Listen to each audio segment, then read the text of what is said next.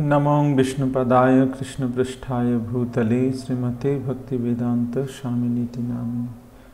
नमस्ते सरस्वती देवे गौरवाणी प्रचारिणे निर्विशेष शून्यवादी पाश्चात्य देशतारिणे। जय श्री कृष्ण चैतन्य प्रभु नित्यानंद श्री अद्वैत गदाधर श्रीवासादि गौर भक्तवृंद।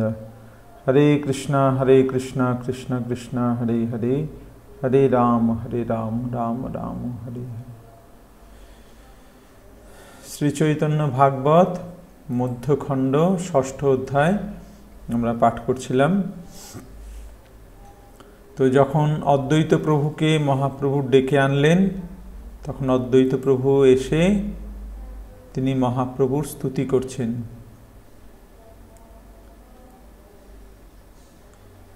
इतिक प्रभुर वाक्य अद्वैत शुनिया ऊर्ध्वबाहु करि कांदे शस्त्रिक हइया। आजि से सफल मोर दिन परकाश, आजि से सफल हइल जत अभिलाष। आजि मोर जन्म कर्म सकल सफल, साक्षाते देखिलु तोर चरण जुगल। घोषे मात्र चारि बेदे जारे नाहि देखी, एन तुमी मोर लागी हইলা पर থেকে। এইভাবে অদ্বৈত প্রভু মহাপ্রভুর স্তুতি করছেন যে যাকে চার বেদে যাকে ঘোষণা করা হয় কিন্তু বেদ পাঠের মাধ্যমে যাকে লাভ করা যায় না, সেই তুমি স্বয়ং পরমেশ্বর ভগবান, তুমি আমার প্রত্যক্ষ নয়নগোচর হয়েছ। मोर किछु शक्ति नाही तोमारो करुणा, तोमा बोई जीव उद्धारिब कोन जना। बोलिते बोलिते प्रेमे भासेन आचार्य, प्रभु बोले आमार पूजार करो कार्य। अद्वैत प्रभु कांदते कांदते बोलছেন যে प्रभु আমাদের কি শক্তি, আমার কি শক্তি যে আমি জীবকে উদ্ধার করব তোমার কৃপা ছাড়া। এইভাবে বলতে বলতে তিনি কাঁদছেন আর মহাপ্রভু বলছেন আমার পূজার করো কার্য, আমার পূজা করো। পাইয়া প্রভুর আজ্ঞা পরমহরে সে, চৈতন্য চরণ পূজে অশেষ বিশেষে। প্রথমে চরণ ধুই সুবাসিত জলে, শেষে গন্ধে পরিপূর্ণ পাদ পদ্মে ঢালে। চন্দনে ডুবাই দিব্য তুলসী মঞ্জুরি, অর্ঘ্যের সহিত দিলা চরণ উপরি। যেভাবে কৃষ্ণকে বন্দনা করে, কৃষ্ণের চরণ পূজা করে, সেইভাবে অদ্বৈত প্রভু চৈতন্য চরণ বন্দনা করছেন, পূজা করছেন। চরণ ধুইয়ে দিলেন সুবাসিত জলে, তারপর চন্দনে তুলসী মঞ্জুরি ডুবিয়ে অর্ঘ্য সহিত তার চরণে দিচ্ছেন। গন্ধ পুষ্প ধূপ দীপ পঞ্চ উপাচারে, পূজা করে প্রেম জলে বহে অশ্রুধারে। পঞ্চশিখা জালি পুন করেন বন্দনা, শেষে জয় জয়ধ্বনি করয় ঘোষণা। গন্ধ পুষ্প ধূপ দীপ পঞ্চ উপাচারে যেভাবে ভগবানের আরতি হয়, ঠিক সেইভাবে অদ্বৈত প্রভু মহাপ্রভুর আরতি করলেন। আর তার নয়নে অশ্রুধারা বয়ে চলেছে। পঞ্চশিখা জালি পুন করেন বন্দনা, শেষে জয়ধ্বনি করলেন। করিয়া চরণ পূজা ষোড়শ উপচারে, আরবার দিলামালা আরবার দিলামাল্য বস্ত্র অলঙ্কারে। শাস্ত্র দৃষ্টি পূজা করি পটল বিধানে, এই শ্লোক পড়ি করে দণ্ডপর নামে। এইভাবে ষোড়শ উপাচারে মহাপ্রভুর আরতি করে তার পূজা করে তাকে মালা দিলেন। তারপরে দণ্ডবত প্রণাম করে এই মন্ত্র বলছেন, নমো ব্রহ্মণ্য দেবায় গো ব্রাহ্মণ্য হিতায় চ, জগদ্ধিতায় কৃষ্ণায় গোবিন্দায় নমো নমঃ। এই শ্লোক পড়ি আগে নমস্কার করি, শেষে স্তুতি করে নানা শাস্ত্র অনুসারী। এই শ্লোক পাঠ করে তাকে নমস্কার করলেন, তারপর শাস্ত্র অনুসারে তার অনেক স্তুতি করলেন। জয় জয় সর্বপ্রাণ নাথ বিশ্বম্ভর, জয় জয় গৌরচন্দ্র করুণা সাগর। জয় জয় ভক্ত বচন সত্যকারী, জয় জয় মহাপ্রভু মহা অবতারী, জয় জয় সিন্ধু সুতা রূপ মনোরম, জয় জয় শ্রীবৎস কৌস্তুভ বিভূষণ, জয় জয় হরে কৃষ্ণ মন্ত্রের প্রকাশ, জয় জয় নিজ ভক্তি গ্রহণ বিলাস, জয় জয় মহাপ্রভু অনন্ত শয়ন, জয় জয় জয় সর্বজীবের শরণ। তুমি বিষ্ণু, তুমি কৃষ্ণ, তুমি নারায়ণ, তুমি মৎস্য, তুমি কূর্ম, তুমি সনাতন, তুমি সে বরাহ প্রভু, তুমি সে বামন, তুমি করো যুগে যুগে বেদের পালন, তুমি রক্ষকুল হন্তা জানকী জীবন, তুমি গুহ বরদাতা অহল্লা মোচন, তুমি সে প্রহ্লাদ লাগি কইলে অবতার, হিরণ্য বধিয়া নর সিংহ নাম যার, সর্ববেদ চূড়ামণি তুমি দ্বিজরাজ, তুমি সে ভোজন করো নীলাচল মাঝ, তোমারে সে চারি বেদে বুলে অন্বেষিয়া, তুমি এথা শিরহি আছো লুকাইয়া। এইভাবে মহাপ্রভুর স্তুতি করে অদ্বৈত প্রভু বলছেন যে তুমি নীলাচল মাঝে ভোজন করো, অর্থাৎ তুমি স্বয়ং জগন্নাথ। চার বেদে তোমাকে বলা হয়, তোমাকে চার বেদের উদ্দেশ্য হচ্ছে তোমাকে অন্বেষণ করা, আর তুমি এখানে এসে লুকিয়ে আছো। লুকাইতেই বড় প্রভু তুমি মহাবীর, ভক্তজনে তোমা ধরি করয়ে বাহির। তুমি লুকিয়ে পড়তে খুব ওস্তাদ, লুকুতে তুমি খুব ওস্তাদ, আর ভক্তগণ তোমাকে খুঁজে বার করতে খুব ওস্তাদ। সংকীর্তন আরম্ভে তোমার অবতার, অনন্ত ব্রহ্মাণ্ডে তোমা বই নাহি আর। এই তোর চরণ, এই তোর দুখানি চরণ কোমল, ইহার সে রসে গৌরী শঙ্কর বিহ্বল। সংকীর্তন আন্দোলনের, সংকীর্তন যজ্ঞের প্রতিষ্ঠার জন্য তোমার অবতার। তোমার এই দুই চরণ হরগৌরী, তোমার এই চরণের পূজা করে, এই ইহার এই রসে গৌরী শঙ্কর বিহ্বল, তোমার চরণের প্রেম রসে। সেই সে চরণ রমা সেবে এক মনে, ইহার সে যশ গায়ে সহস্র বদনে। তোমার এই চরণ স্বয়ং রমা দেবী, লক্ষ্মী দেবী তিনি সেবা করেন, আর অনন্তদেব সহস্র বদনে তোমার যশগান গায়। এই সে চরণ ব্রহ্মা পূজয়ে সদায়, শ্রুতি স্মৃতি পুরাণে ইহার যশ গায়। সত্যলোক আক্রমিল এই সে চরণে, বলি শির ধন্য হইল ইহার অর্পণে। শ্রুতি স্মৃতি পুরাণে তোমার এই চরণের যশ কীর্তিত হয়। সত্যলোক আক্রমিল এই সে চরণে, বলিশির ধন্য হইল ইহার অর্পণে। তুমি এই চরণের দ্বারা ত্রিভুবন, 14 ভুবন, সত্যলোক পর্যন্ত, ব্রহ্মলোক পর্যন্ত সব কিছু দখল করে নিয়েছিলে। যখন বামনদেব বলির কাছ থেকে তার রাজত্ব কেড়ে নেওয়ার চেষ্টা কেড়ে নিয়েছিলেন, তখন এর দ্বারা ত্রিভুবন অধিকার করেছিলেন। বলি শির ধন্য হইল ইহার অর্পণে, বলির শির তোমার এই চরণ লাভ করে ধন্য হয়েছে। এই সে চরণ হইতে গঙ্গা অবতার, শঙ্কর ধরিলা শিবে মহাবেগ যার। তোমার এই চরণ থেকেই গঙ্গার অবতার, যার মহাবেগ স্বয়ং শঙ্কর শিরে ধারণ করেছেন। কোটি বৃহস্পতি যিনি অদ্বৈতের বুদ্ধি, ভালো মতে জানে সেই চৈতন্যের শুদ্ধি। বর্ণিতেই চরণ ভাসে নয়নের জলে, পড়িল দীঘল হই চরণের তলে। অদ্বৈত প্রভু কোনো সাধারণ ব্যক্তি নন, তিনি হচ্ছেন স্বয়ং মহাবিষ্ণুর অবতার। মহাবিষ্ণু এবং শঙ্কর শিবের অবতার এবং মহাবিষ্ণুর অবতার। কোটি বৃহস্পতি যিনি অদ্বৈতের বুদ্ধি, তার বুদ্ধি কোটি কোটি বৃহস্পতির থেকেও বেশি। তিনি চৈতন্যের তত্ত্ব যথার্থ জানেন, তাই তিনি এইভাবে নয়নের জলে তাঁর চরণ বন্দনা করে তাঁর চরণে লুটিয়ে পড়লেন।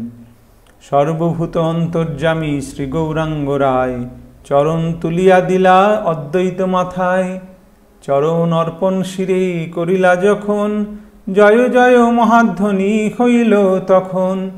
অপূর্ব দেখিয়া সবে হইলা বিহ্বল, হরি হরি বলি সবে করে কোলাহল। তখন মহাপ্রভু অদ্বৈতের শিরে, অদ্বৈতের মাথার উপর তাঁর শ্রীপাদপদ স্থাপন করলেন। সেই অপূর্ব দৃশ্য দর্শন করে সমস্ত ভক্তরা জয়ধ্বনি করলেন, হরি বল হরি বল। গড়া গড়ি যায় কেহ মাল ষাট মারে, কারো গলা ধরি কেহ কান্দে উচ্চ ঈশ্বরে। সস্ত্রীক অদ্বৈত হইলা পূর্ণ মনোরথ, পাইয়া চরণ শিরে পূর্ব অভিমত।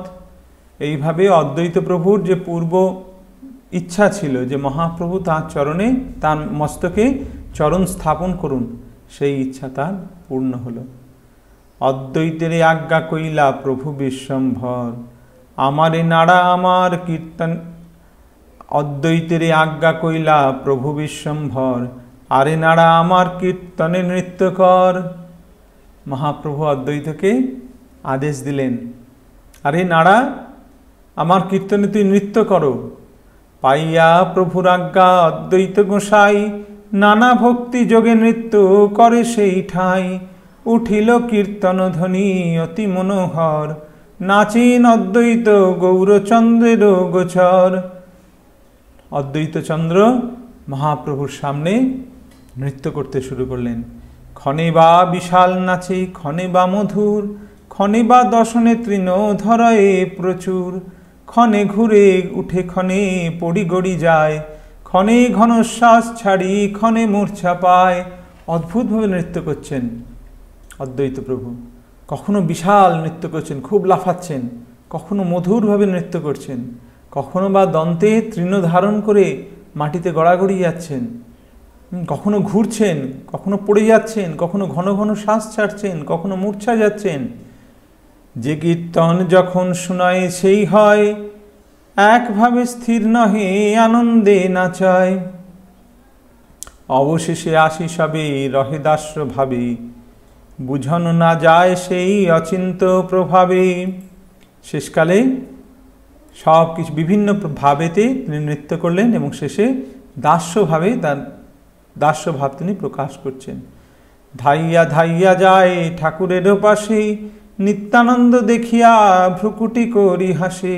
হাসি বলে ভালো হইল আইলা নিতাই, এতদিন তোমার না গালি নাহি পাই।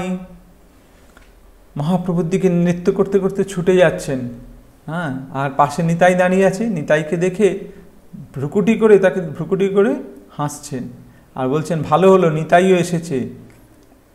যাইবে কোথায় আজি রাখিমু বান্ধিয়া, ক্ষণে বলে প্রভু ক্ষণে বলে মা তালিয়া। তিনি একবার নিত্যানন্দকে প্রভু বলছেন, একবার মাতাল বলছেন, এইভাবে তাকে বলছেন যে তোমাকে যে পেয়েছি এবার বেঁধে রাখবো। অদ্বৈত চরিত্রে হাসে নিত্যানন্দ রায়, এক মূর্তি দুই ভাগ কৃষ্ণের লীলায়। এই নিত্যানন্দ প্রভু হাসছেন অদ্বৈতের কথা শুনে। সে একই ব্যক্তি যেন দুই ভাগ হয়ে গেছেন। পূর্বে বলিয়াছি নিত্যানন্দ নানা রূপে, চৈতন্যের সেবা করে অশেষ কৌতুকে। কোন রূপে কে কহে, কোন রূপে কহে, কোন রূপে কহে, কোন রূপে করে ধ্যান। কোন রূপে ছত্রসজ্জা, কোন রূপে গান। কোন রূপে বিভিন্নভাবে তিনি মহাপ্রভুর সেবা করেন। কখনো ছত্র সজ্জা, কখনো তার ধ্যান করেন, কখনো তার গান করেন। এইভাবে নিত্যানন্দ অদ্বৈতে অভেদ করি জানো, এই অবতারে জানে যত ভাগ্যবান। নিত্যানন্দ অদ্বৈতে অভেদ করি যান। নিত্যানন্দ আর অদ্বৈত অভেদ, মধ্যে কোনো পার্থক্য নেই। যে কিছু কলহ লীলা দেখো দোহার, সেসব অচিন্ত রঙ্গ ঈশ্বর ব্যবহার। তাদের মধ্যে যে কিছু কন্দল, কিছু কলহ লীলা তোমরা দর্শন করবেন, সেগুলো হচ্ছে তাদের লীলা, সেগুলোকে কখনো সত্য বলে মনে করো না। এ দুই প্রীতি যেন অনন্ত শঙ্কর, দুই কৃষ্ণ চৈতন্যের প্রিয় কলেবর। যে না বুঝি দোহার কলহ পক্ষ ধরে, এক বন্দে আরে নিন্দে সেই জন মরে। এরা দুজনে যেন অনন্ত আর শঙ্কর মহাপ্রভুর দুজনেই খুব প্রিয়। এক হচ্ছে অনন্তদেব আর এক হচ্ছেন শিবজি। এদের মধ্যে যে কলহ হয়, সেই কলহে যে এক পক্ষ অবলম্বন করে আর এক পক্ষের নিন্দা করে, তার মানে খুব খারাপ অবস্থা হয়, সেই জন মরে। সেই জন্যে এদের এই কলহ সেটা দর্শন করে এটা বুঝতে হবে, এটা প্রেম কন্দল, তাদের মধ্যে একটা প্রেমের আদান প্রদান। অদ্বৈতের নৃত্য দেখি বৈষ্ণব সকল, আনন্দ সাগরে মগ্ন হইলা বিহ্বল। হইল প্রভুর আজ্ঞা রহিবার তরে, ততক্ষণে রহিলেন আজ্ঞা করি শিরে। তারপরে মহাপ্রভু বললেন, ঠিক আছে অদ্বৈত, এবার স্থির হও। তখন অদ্বৈত প্রভু তার নৃত্য বন্ধ করলেন।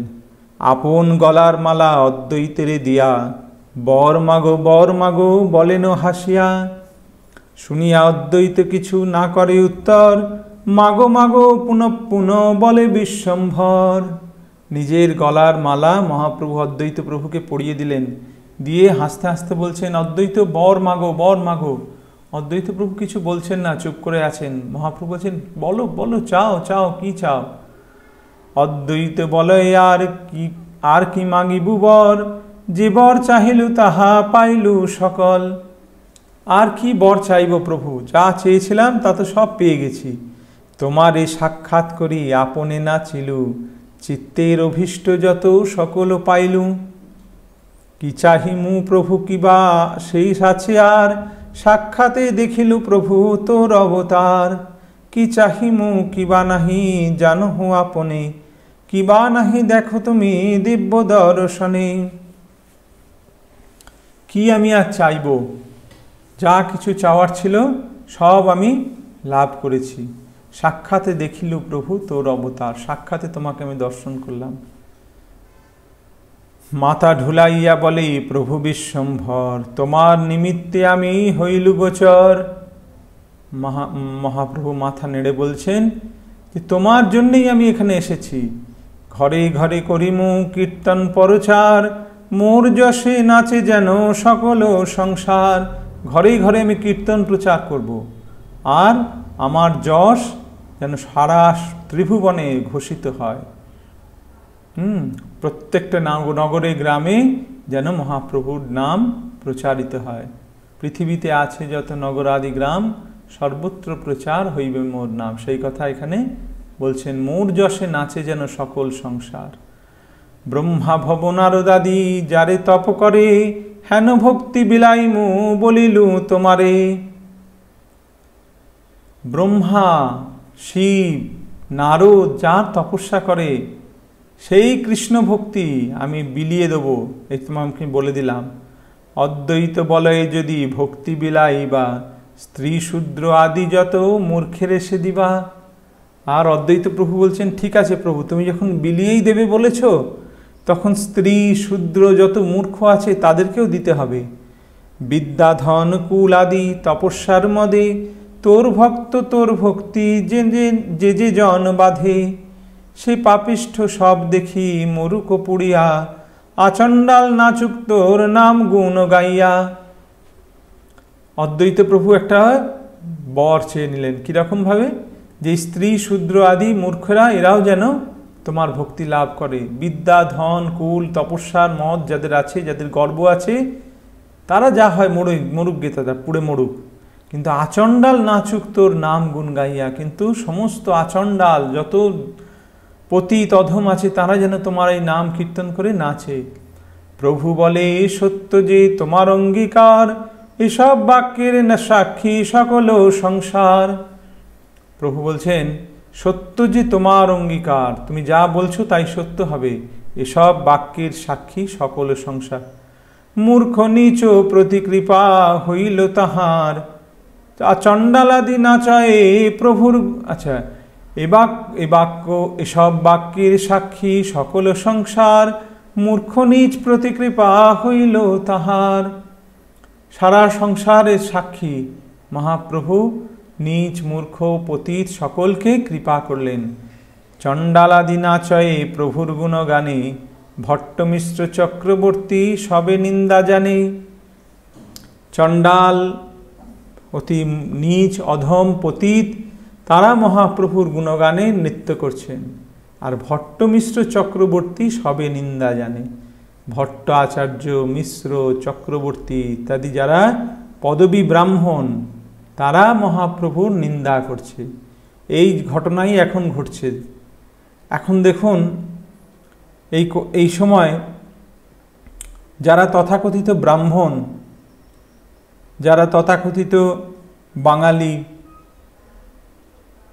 ব্রাহ্মণ বলে যারা গর্ব করে, তারা সব থেকে পতিত অবস্থায় হয়ে গেছে। তারা মহাপ্রভুর নিন্দা করছে, মহাপ্রভুর লীলা তারা কদর্থ করছে। আর পাশ্চাত্য দেশের সাহেব, যারা খ্রিস্টান, মুসলমান, ইহুদি, অন্য ধর্মাবলম্বী লোকেরা, তারাই মহাপ্রভুর নাম নিয়ে তারা নৃত্য করছে। ঠিক সেই অবস্থাই হয়েছে। গ্রন্থ পড়ি মুন্ডমুড়ি, কারো বুদ্ধিনাশ, নিত্যানন্দ নিন্দা করে যাইবে কোনাশ। কেউ কেউ আবার এই ভট্টাচার্য, মিশ্র, চক্রবর্তী, এইসব কিছু ব্রাহ্মণ, যারা তথাকথিত ব্রাহ্মণ, আসলে অত্যন্ত হীন ব্যক্তি, তারা কি করছে? তারা গ্রন্থ পড়ে নিত্যানন্দের আবার নিন্দা করে। অদ্বৈতের বলে প্রেম পাইল জগতে, এ সকল কথা কহি মধ্যখণ্ড হইতে। অদ্বৈতের বলে এই সারা জগৎ এই প্রেম লাভ করলো, কারণ অদ্বৈত প্রভু মহাপ্রভুর কাছে চেয়ে নিলেন যে প্রভু তুমি তো কৃপা করবে যখন বলেছ, বিলিয়ে দেবে যখন বলেছ, তখন এটা মূর্খ, নীচ, চণ্ডাল আদি সকলকে তোমাকে এটা দিতে হবে। আর মহাপ্রভু তাতে রাজি হলেন। চৈতন্য অদ্বৈত যত হইল প্রেম কথা, সকল জানেন সরস্বতী জগন্মাতা। সেই ভগবতী সর্বজনের জিহ্বায়, অনন্ত হইয়া চৈতন্যের যশ গায়। সেই ভগবতী সরস্বতী, মাতা সরস্বতী, তিনি সর্বজনের জিহ্বায় অনন্ত হইয়া তিনি চৈতন্যের যশ গাইছেন। সর্ববৈষ্ণবের পায়ে মোর নমস্কার, ইথে অপরাধ কিছু নহুক আমার। সস্ত্রীক আনন্দ হইলা আচার্য গোসাই, অভিমত পাই রহিলেন সেই ঠাঁই। শ্রীকৃষ্ণ চৈতন্য নিত্যানন্দ চন্দ যান, বৃন্দাবন দাসতছু পদ যুগে গান। সেখানে অদ্বৈত গোসাই সস্ত্রীক রয়ে গেলেন। ইতি শ্রী চৈতন্য ভাগবতে মধ্যখণ্ডে শ্রী অদ্বৈত মিলনং নাম ষষ্ঠ অধ্যায়। এখানে ষষ্ঠ অধ্যায় সমাপ্ত হল। অদ্বৈত মিলন, আগের অধ্যায় ছিল নিত্যানন্দ মিলন। সপ্তম অধ্যায়। নাচেরে চৈতন্য গুণনিধি, অসাধনে চিন্তামণি হাতে দিল বিধি। জয় জয় শ্রী গৌর সুন্দর সর্বপ্রাণ, জয় নিত্যানন্দ অদ্বৈতের প্রেম ধাম। জয় জগদানন্দ শ্রী গর্ভ জীবন, জয় পুণ্ডরিক বিদ্যা নিধি প্রাণধন। জয় জয় জয় জগদীশ গোপীনাথের ঈশ্বর, জয় হোক যত গৌরচন্দ্র অনুচর। হেন মতে নবদ্বীপে শ্রী গৌরাঙ্গ রায়, নিত্যানন্দ সঙ্গে রঙ্গ করয়ে সদয়। অদ্বৈত লইয়া সব বৈষ্ণব মণ্ডল, মহানৃত্য গীত করে কৃষ্ণ কোলাহল। এইভাবে নবদ্বীপে শ্রী গৌরাঙ্গ রায় নিত্যানন্দের সঙ্গে, নিত্যানন্দ প্রভুর সঙ্গে বিভিন্ন রঙ্গ করছেন। অদ্বৈত লইয়া সব বৈষ্ণব মণ্ডল, মহানৃত্য গীত করে কৃষ্ণ কোলাহল। নিত্যানন্দ রহিলেন শ্রীবাসের ঘরে, নিরন্তর বাল্য ভাব আর নাহি স্ফুরে। নিত্যানন্দ প্রভু শ্রীবাসের ঘরে রইলেন, আর নিরন্তর তিনি বাল্যভাব, শিশুর মতন তার স্বভাব। আপনি তুলিয়া হাতে ভাত নাহি খায়, পুত্র প্রায় করি অন্ন মালিনী যোগায়। শ্রীবাসের পত্নী মালিনী দেবী তাকে পুত্র জ্ঞান করেন, ছোট শিশুর মতন তাকে খাইয়ে দেন, নিজে হাতে খান না, নিত্যানন্দ প্রভুকে খাইয়ে দেন মালিনী দেবী। এবে শুনো শ্রীবিদ্যা নিধির আগমন, পুণ্ডরিক নাম শ্রীকৃষ্ণের প্রিয়তম। এখন পুণ্ডরিক বিদ্যানিধির আগমন কথা বর্ণনা করছেন লেখক শ্রী বৃন্দাবন দাস ঠাকুর। প্রাচ্যভূমি চাটিগ্রাম ধন্য করিবারে, তথা তানে অবতীর্ণ কইলা ঈশ্বরে। নবদ্বীপে করিলেন ঈশ্বর প্রকাশ, বিদ্যানিধি না দেখিয়ে আছাড়ে ঘন শ্বাস। পূর্ববঙ্গে চাটিগ্রামে, চট্টগ্রামে পুণ্ডরিক বিদ্যানিধি অবতীর্ণ হয়েছেন, আর মহাপ্রভু অবতীর্ণ হয়েছেন নবদ্বীপে। বিদ্যানিধিকে না দেখে মহাপ্রভু খুব ব্যাকুল। নৃত্য করি উঠিয়া বসিলা গৌররায়, পুণ্ডরিক বাপ বলি কান্দে উভরায়। পুণ্ডরিক আরে মোর বাপরে বন্ধুরে, কবে তোমা দেখিব আরে রে বাপরে। মহাপ্রভু পুণ্ডরিক বিদ্যানিধির নাম নিয়ে বলছেন, পুণ্ডরিক বাপ, বাপ বলে সম্বোধন করছেন। বাপ বলি কান্দে উভরায়। পুণ্ডরিক আরে মোর বাপরে বন্ধুরে, কবে তোমা দেখিব আরে রে বাপরে। এই বাপ বলে কেন সম্বোধন করছেন? কারণ পুণ্ডরিক বিদ্যানিধি হচ্ছেন পূর্বলীলায় বৃষভানু রাজা, অর্থাৎ রাধারানীর পিতা। আর মহাপ্রভু রাধারানীর ভাব নিয়ে অবতীর্ণ হয়েছেন, তাই তিনি বাপ বলে সম্বোধন করছেন। হেন চৈতন্যের প্রিয় পাত্র বিদ্যানিধি, হেন সব ভক্ত প্রকাশিলা গৌরনিধি। প্রভু যে ক্রন্দন করে তার নাম লইয়া, ভক্ত সব কেহ কিছু না বুঝে নইহা। ভক্তগণ কিছু বুঝতে পারে না, কি ব্যাপার, পুণ্ডরিক বলে নাম নিয়ে কার নাম নিয়ে ডাকে? তা এখনো তো পুণ্ডরিক এখানে আসেননি। সবে বলে পুণ্ডরিক বলেন কৃষ্ণেরে, বিদ্যানিধি নাম শুনি সবেই বিচারে। সবে বলে পুণ্ডরিক বলেন কৃষ্ণেরে, সবাই ভাবছি পুণ্ডরিক বোধহয় কৃষ্ণকেই বলছেন। বিদ্যানিধি নাম শুনি সবেই বিচারে, বিদ্যানিধি নামটা কি ব্যাপার বোঝা যাচ্ছে না। কোনো প্রিয় ভক্ত ইহা সবে বুঝিলেন, বাহ্য হইলে প্রভু স্থানে সবে বলিলেন। যখন মহাপ্রভুর বাহ্য জ্ঞান এলো, তখন সকলে মহাপ্রভুকে জিজ্ঞাসা করলেন যে, প্রভু তুমি পুণ্ডরিক বিদ্যানিধি বলে কাকে ডাকছিলে? কোন ভক্ত লাগি প্রভু করহ ক্রন্দন, সত্য আমা সভা করি করহ কথন। আমা সবার ভাগ্য হোক তানে জানি, তার জন্ম কর্ম কোথা কহ প্রভু শুনি। হে প্রভু, কৃপা করে তুমি সেই পুণ্ডরিক বিদ্যানিধির কথা বলো, তাই কোথায় জন্ম তার কথা আমরা শুনতে চাই। প্রভু বলে, তোমরা সকলে ভাগ্যবান, শুনিতে হইল ইচ্ছা তাহারও আখ্যান। তোমরা অত্যন্ত ভাগ্যবান যে তার চরিত্র কথা তোমাদের শোনার ইচ্ছা হয়েছে। পরম অদ্ভুত তার সকল চরিত্র, তার নাম শ্রবণেও সংসার পবিত্র। বিষয়ীর প্রায় তার পরিচ্ছদ সব, চিনিতে না পারে কেহ তিহ সে বৈষ্ণব। তার নামেই সর্বভুবন পবিত্র হয়ে যায়। বিষয়ীর মতন তার বা বেশভূষা, কেউ চিনতে পারে না যে তিনি হচ্ছেন বৈষ্ণব। চাটিগ্রামে জন্ম বিপ্র পরম পণ্ডিত, পরম সধর্ম সর্বলোক অপেক্ষিত। কৃষ্ণ ভক্তি সিন্ধু মাঝে ভাসে নিরন্তর, অশ্রুকম্প পুলক বেষ্টিত কলেবর।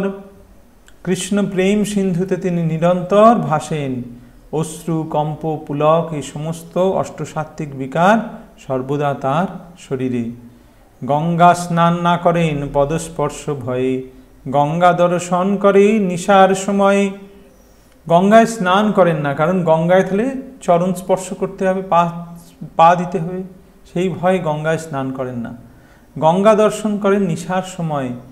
গঙ্গায় যেসব লোক করে অনাচার, কুল্লল দন্ত ধাবন কেশ সংস্কার। এ সকল দেখিয়া পায়েন মনে ব্যথা, এ থেকে দেখেন গঙ্গা নিশায় সর্বথা। তিনি রাত্রিবেলা গিয়ে গঙ্গা দর্শন করেন। কেন? কারণ দিনের বেলা গঙ্গায় অনেক লোক স্নান করতে আসে। তারা কেউ কুলি করে, কেউ মুখ ধোয়, কেউ মাথা ধোয়। এইভাবে তারা বিভিন্নভাবে গঙ্গায় যে তারা করে, সেটা দেখে তার খুব কষ্ট হয়। প্রকৃতপক্ষে এইসবগুলো গঙ্গায় করতে নেই। কুলি করা, মুখ ধোয়া, গায়ে সাবান মাখা, মাথা ধোয়া, গঙ্গার যে জল তাতে এইসবগুলো করার জন্য নয়। কারণ গঙ্গা হচ্ছে অত্যন্ত পবিত্র, ভগবানের চরণ থেকে নিঃসৃত হয়েছে। এই সকল দেখে তিনি খুব ব্যথা পান। সেই জন্য তিনি রাত্রে গিয়ে গঙ্গা দর্শন করেন, যে সময় কেউ থাকে না। বিচিত্র বিশ্বাস তার এক শুনো তান, দেবার্চন পূজে করে গঙ্গা জল পান, তবে সে করেন পূজা আদি নিত্যকর্ম, ইহা সর্ব পণ্ডিতেরে বুঝায়েন ধর্ম। তিনি দেবার্চন পূর্বে করে গঙ্গা জল পান, দেবার্চন করার আগে তিনি গঙ্গা জল পান করেন, তবে সে করেন পূজার আদি নিত্যকর্ম, তারপরে তিনি সমস্ত পূজা আদি করেন। ইহা সর্ব পণ্ডিতেরই বুঝায়েন ধর্ম। চাটিগ্রামে আছেন, এথায়ও বাড়ি আছে, আসিবেন সম্প্রতি দেখিবা কিছু পাছে। মহাপ্রভু বলছেন চাটিগ্রামে বাড়ি, এখানেও বাড়ি আছে, কিছুদিনের মধ্যেই তিনি আসবেন, তোমরা সকলে দেখতে পাবে। তারে ঝাট কেহই চিনিতে বা পারি, তারে ঝাট কেহই চিনিতে না পারিবা, দেখিলে বিষয় মাত্র জ্ঞান সে করিবা। তাকে দেখে তোমরা কেউ চিনতে পারবে না, দেখে মনে হবে একদম বিষয়ী। তো আজ আমরা এই 31 নম্বর শ্লোক অবধি পাঠ করছি। পরের দিন আমরা পুণ্ডরিক বিদ্যানিধির আগমন হবে, সেই বার্তা আমরা শুনব। এখানে রহিল গ্রন্থ আনন্দ লহরী, বদন ভরিয়া সবে বল হরি হরি। হরি বল, হরি বল, হরি বল।